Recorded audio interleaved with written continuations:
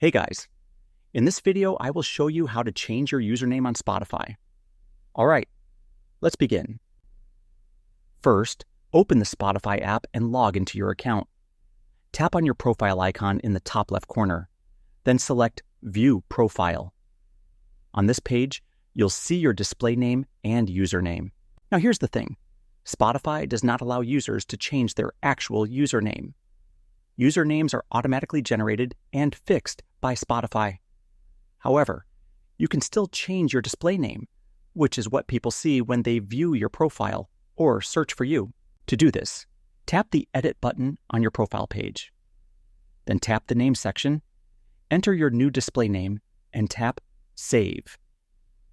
This change will reflect across your profile, playlists, and interactions with others. Spotify doesn't require a username for most user activities, which is why they don't offer an option to change it.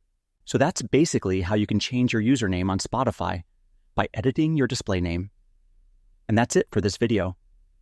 If you find this video helpful, please consider subscribing and leaving a like. Thanks.